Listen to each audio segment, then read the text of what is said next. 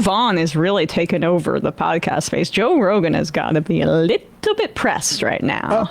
Uh-oh. And look, it doesn't seem like Theo Vaughn's politics and mine align, but I do appreciate the general openness he has to conversations. Who knows? He could end up going down some, Rogan type rabbit hole eventually, but he's more of a comrade right now than Joe Rogan is. Yes, at the very least. So just putting that out there. I don't, when we play this kind of stuff, it's more just like about this is the ecosystem and this is how a lot of people are consuming media right now. His podcast is very popular, and Timothée Chalamet is doing the Kamala Harris proposed media hit tour. Like, apparently she was gonna go. There were talks about her going on some of the sports shows and some podcasts like this, including Rogan, but maybe even Theo Vaughn as well.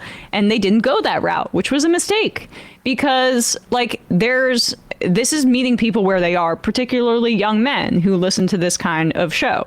And Timothée Chalamet is doing this to drum up excitement for his Bob Dylan biopic, which I hear is actually really good. I mean, it's from the director of Walk the Line, so he knows how to make a biopic that doesn't talk down to its audience. I'm excited to see it. And Chalamet goes on and talks a little bit about his background here as somebody. Is this the first clip? Somebody who was an artist in New York City, and how back in the day there used to be affordable housing provided to artists in New York by the government. Whoa. Age now where I'll ChatGPT what are the most attractive low property tax places in America or around the world. Oh yeah, one of them was my neighborhood growing up, dude. I remember our property tax was $8 one year. My mom paid in cash, dude, right out of her purse. I was like, where do we live at? Wait, who'd she give it to? For the guy that came by. Was it a legit guy, you think? He looked pretty legit. He had all of his buttons on his head. He had a hoodie that said government. He had a couple of She just gave him $8. Oh man, same thing, man. I grew up in a Michelama. You know about Michelama? Oh yeah, the restaurant stars or whatever. No. The Michelama is there's to my understanding, there's two versions of good arts housing. You got Section 8. That means you're paying under $800. Michelama. Yep. Oh, that damn Michelama, brother. Absolutely. Oh. That's me, baby. Moderate. Michelama program provides affordable rental and cooperative housing to moderate and middle income families. So you're just talking about Alphabet City, basically. Dude, wow. So how do you know New York, man? So what's interesting is part of why, and it just occurred to me in that conversation, why Vaughn, for me, is at this point at least more palatable than a guy like Rogan is the fact that he is class conscious. He's very much so. And he grew up in a lower income bracket and is able to have these kinds of conversations about struggle that are both relevant. I guess he also dealt with addiction, but also to just the experiences like this of normal people. And wow, we could be talking about, let's have a conversation about artist housing here in New York City. And I saw that Brad Lander, who's one of the many people running for mayor, responded to this clip on Twitter and said, this is a great idea. We should expand artist housing and more subsidized housing for people who are of lower income in New York City. That is the vision that we need. And when we're talking about seeing these, how Kamala lost so much ground in urban areas of the country, and AOC maintained her support while people voted for Trump and her, for example.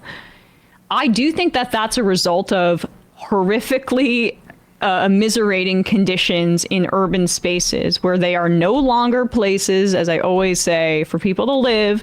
They are Disney theme parks for suburbanites to come into the city, see a show, leave, and not have to deal with the trauma of having to have a homeless person in front of their eyes. That is how we prioritize our urban development over the past, 30, 40 years or something like that. And it's driven artists and creativity all out of these centers of places where that used to be kind of the case. What we have in New York is Dime Square and that crap, which when you look into it, a lot of these kids are just rich kids that are playing around down there. And making zero waves except to themselves. And I think very highly of Chalamet as an actor. I think he's the Leo DiCaprio of our generation. And so if he's a case study for how artist housing produces good artists, then pretty good example. Look, Theo Von, had Trump on whatever. Theo Von, I think there's a good chance he would have supported Bernie Sanders, but the Democratic Party closed that door. So I think that liberals have a lot to actually, like the sort of thing about Kamala's people wouldn't let her go on Rogan. I think that is not true in that specific instance. I think she didn't want to, but I think like that sort of don't go on Rogan thing that Bernie got hit on was stupid and self-defeating. But this is a clip from going into the Mitchell-Lama thing, just before we get to the final thing you said. But I think this is a good sort of overview of public housing. Timothée Chalamet is the new housing justice icon. In this recent interview, he talked about the Mitchell-Lama program, where New York State actually built deeply affordable housing for working class and middle-income families. He grew up here in a Mitchell-Lama building in Hell's Kitchen called Manhattan Plaza. And he's not the only celeb with roots there. Other neighbors include Larry David, Alicia Keys, and Samuel L. Jackson. Manhattan Plaza had to keep 70% of their units for tenants in the performing arts, giving people the housing stability they need to pursue their careers. Now with the city's skyrocketing rents, this type of housing feels impossible. The Mitchell-Lama program was created in 1955, and the state has since abandoned that model. But the housing movement in New York is bringing it back. The House the Future campaign for a social housing development authority would bring back New York's ability to develop truly affordable and tenant-controlled housing. You can help keep New Yorkers in New York. Sign up at howsthefuture.com and go to your next local meeting. Timothée, you can come too. Howsthefuture.com. There you go. And that's what needs to be done. All the sort of, let's get the markets to do and get the regulations out there. No, we need the public governments to build housing and give it to people. And the thing is like, I think this used to be, I think, a far-fetched idea to people back in the day, but I think who's had experience trying to rent in a city like New York is probably more open to the idea of, actually, let's just have a city lottery for public housing, rather than me work with, just frankly, a large amount of unscrupulous people, whether it's the landlords or the brokers they're dealing with, as they hold you over a barrel and charge you massive amounts of fees for way overpriced units. That was the second part of my point that I rambled on and I didn't get to, was that I do think that is part of why the Democrats lost nationally and lost ground, was the Democrats like Eric Adams and Kathy Hochul that are in these like ossified institutional Democratic parties that have big cities where there's money there and real estate and restaurant associations take it over. The residents of those cities go, Democrats have controlled the city basically my entire life, and they're not doing anything for me. And so this is the kind of thing that could change that. And, like Eric Adams is... You can't prioritize the market, which is tough. Right. And again, like you say that, like, I don't get how maybe it's boomers and stuff act like Democrats haven't been in power nationally for most of our lives. Like, and again, like Congress hasn't been that way, but it's not 1992 anymore. They haven't been shut out. They've actually had a lot of power, and they gave it to a lot of the financial interests that are now buying up all these housing units and stuff instead of actually making them. Yeah. And again, like this is not going to be a private developer. Private developers are not going to develop our way out of the housing crisis. You're going to need to do it publicly. As the Republicans try to talk about privatizing things like Social Security and Medicare, look at what happens when we basically hand over a fundamental thing about humanity, which is like a necessity, housing, to the private marketplace. Since the Fair Cloth Amendment in 1999, the federal government has not subsidized public housing. It's literally illegal to do so. And look at what has happened to our housing, our housing system.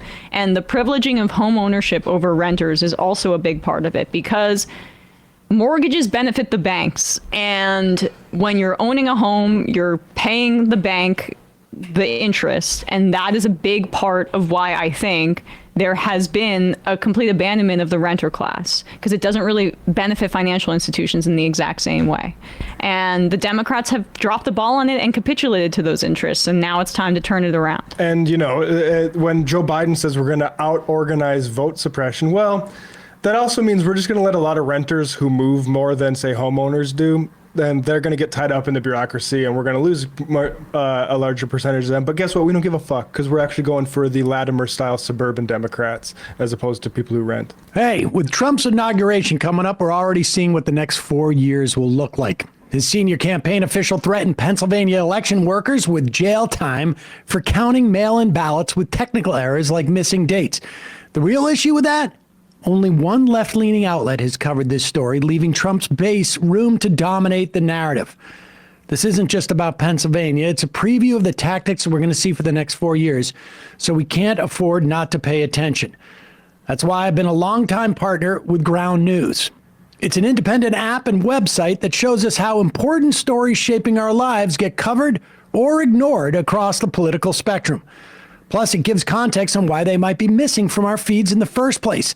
For those of you feeling politically burnt out, Ground News makes it easy to stay informed without feeling overwhelmed. Their daily briefings give you a quick, factual breakdowns of the day's biggest stories from every angle. They are also knocking down the price of their top-tier Vantage plan to under $5 a month for our listeners.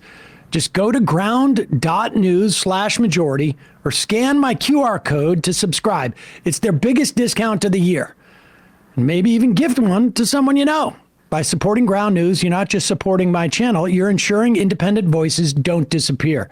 Because what's happening in Pennsylvania is a warning. If we don't push back now, the next election is going to be even harder. Hey folks, don't forget to hit the subscribe button and check out our daily show. We do it every day at 12 p.m. Eastern for about 2.5 hours. We even take phone calls. You should check that out.